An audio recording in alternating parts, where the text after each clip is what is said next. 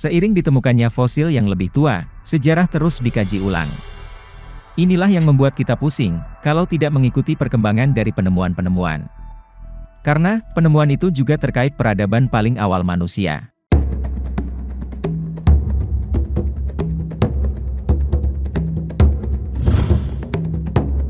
Di kalangan rohaniawan saat ini, masih banyak yang percaya bahwa awal dari kenabian, paling lama sekitar 6.000 sebelum Masehi, atau 8.000 tahun yang lalu. Sebagaimana pendapat seorang agamawan dari Irlandia yang bernama James Ussher, yang berpendapat kemunculan Nabi Adam terjadi pada sekitar tahun 4004 sebelum Masehi. Selain itu, seorang sejarawan yang bernama Josephus, menyatakan bahwa manusia pertama itu muncul pada sekitar tahun 5411 sebelum Masehi. Sementara seorang ilmuwan, bernama Adil Toha Yunus, memperkirakan Nabi Adam muncul pada sekitar 5872 sebelum Masehi. Pendapat ketiga orang ini, jelas sangat bertentangan dengan fakta-fakta ilmiah.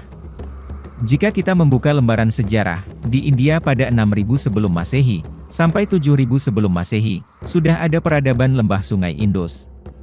Di Iran pada 7000 sebelum Masehi, manusia telah mengenal aluminium. Di Cina pada 7000 sebelum Masehi, manusia sudah mengenal bercocok tanam. Dan di Indonesia, tahun 6000 sebelum Masehi, baru di Sumatera telah didiami manusia. Nampaknya, sudah saatnya bagi kita, untuk meninjau kembali masa kehidupan para nabi. Hal ini dikarenakan berdasarkan fakta-fakta ilmiah yang ada, awal kenabian ternyata sudah berlangsung sangat lama, yakni masa prasejarah, puluhan ribu tahun yang silam. Sebagian ulama berpendapat, bahwa manusia yang bergelar Abul Bashar, atau bapaknya manusia, ada 3 tokoh, yakni, Adam, Syits putra Adam, dan Nabi Nuh. Terkait pendapat ini, Tobari di dalam tarikhnya mengatakan, keturunan Adam, semuanya tidak diketahui nasabnya dan terputus garis turunannya, kecuali keturunan Syits bin Adam. Garis nasab seluruh manusia saat ini, berasal dari Syits, setelah bapaknya. Sedangkan dalil tentang Nabi Nuh sebagai bapak seluruh manusia, terkait dengan firman Allah dalam Al-Quran Surat As-Saffat ayat 75-79. Kami telah menyelamatkannya dan pengikutnya, dari bencana yang besar. Kami jadikan anak cucunya, orang-orang yang melanjutkan keturunan. Dan kami abadikan untuk Nuh itu pujian yang baik di kalangan orang-orang yang datang kemudian, kesejahteraan dilimpahkan atas Nuh di seluruh alam. Ibnu Katsir, kemudian menyebutkan beberapa riwayat dari tafsir ayat tersebut. Antara lain, dan kami jadikan anak cucunya, orang-orang yang melanjutkan keturunan. Tiada manusia yang tersisa, selain keturunan Nuh alaihi salam. Semua manusia, adalah keturunan Nuh alaihi salam. Dalam Mu'jam Al-Buldan dinyatakan, orang pertama yang turun kapal, adalah Nuh. Ketika beliau keluar dari kapal, beliau bersama 80 manusia. Mereka membangun tempat tinggal di tempat itu, dan menetap di sana. Kemudian mereka tertimpa wabah penyakit, hingga 80 orang tadi mati selain Nuh dan anaknya. Maka beliau adalah Abul Bashar, atau bapak seluruh manusia. Ibnu Katsir, juga menjelaskan dalam kitab sejarah Al-Bidayah wan Nihayah. Allah tidak menjadikan seorang pun yang bersama Nabi Nuh dari orang-orang yang beriman anak dan keturunan, kecuali Nuh alaihi salam saja. Semua yang ada di muka bumi sekarang, dinisbatkan kepada ketiga anak Nabi Nuh, yaitu Sem, Ham dan Yafid. Selanjutnya, ada beberapa pendapat yang berbeda dari kalangan ilmuwan muslim. Kitab-kitab yang cukup dikenal membahas tentang asal-usul manusia di lakangan cendekiawan muslim antara lain, Bahr an-Nishab karangan Abu Mahnaf Lut bin Yahya, An-Nasab Al-Kabir karya Amir bin Hafiz, Al-Kamil fi An-Nasab besutan Ibnu Toba, dan masih banyak lagi. Dari berbagai kajian tersebut, belum pernah muncul kesepakatan dari mereka akan siapakah manusia pertama kali yang layak dijadikan sebagai muara keturunan umat manusia saat ini. Bahkan sebagian sejarawan berpendapat bahwa Adam bukanlah muara dari keturunan segenap manusia, atau Abu al-Bashariyah. Mereka menganggap, Adam hanya sebagai bapak manusia, atau Abu al-Insan. Dua istilah ini, memiliki perbedaan dalam makna tentunya. Dari kalangan ilmuwan terkemuka, seperti Ibnu al-Atsir, Tobari, dan Al-Mukrizi berpendapat bahwa, jutaan tahun sebelum Adam, telah ada eksistensi manusia di muka bumi. Mereka bersaing dengan golongan bangsa jin untuk saling berebut kekuasaan di permukaan bumi. Berdasar kepada penelusuran genetika, dengan menggunakan istilah Y-kromosomal Adam, atau YMRCA, diperkirakan kehadiran Adam manusia modern, hidup di permukaan bumi pada sekitar 237.000 sampai 581.000 tahun yang lalu. Serta hasil penelusuran mitochondrial Eve, yang diperoleh hasil, telah ada di bumi pada sekitar 200.000 tahun yang lalu. Fakta ilmiah tersebut, didukung dari penemuan fosil manusia modern di Sungai Omo, Ethiopia, yang berusia sekitar 233.000 tahun.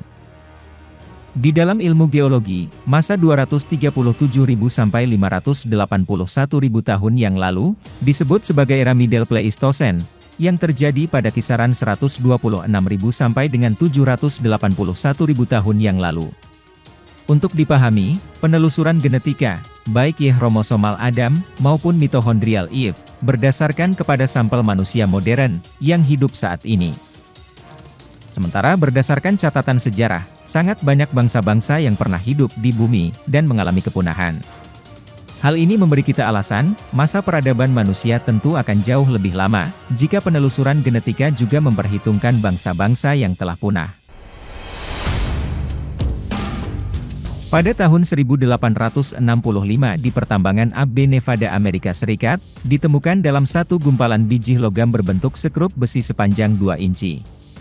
Benda hasil karya manusia ini, telah beroksidasi dan meninggalkan bentuk fosil, yang diperkirakan berusia jutaan tahun.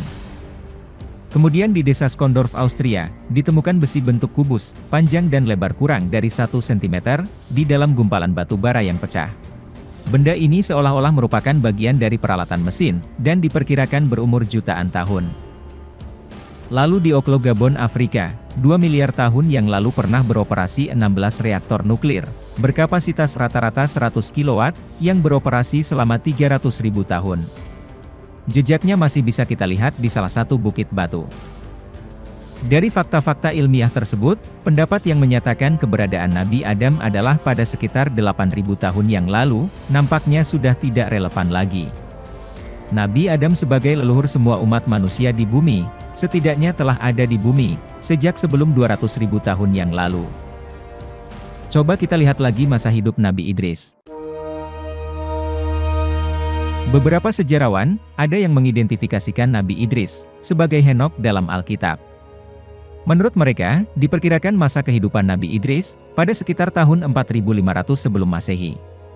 Selain itu, ada juga yang memperkirakan masa hidup beliau pada sekitar tahun 4350 sebelum Masehi sampai 4250 sebelum Masehi. Namun, sepertinya kita harus meninjau kembali masa kehidupan beliau. Berdasarkan temuan arkeologis berupa huruf hieroglif, diketahui bahwa pada masa Mesir purba, ada seseorang yang membawa ajaran tauhid, yang dikenal dengan nama Osiris. Menurut Syaikh Tantowi Jauhari, Osiris tidak lain adalah Nabi Idris.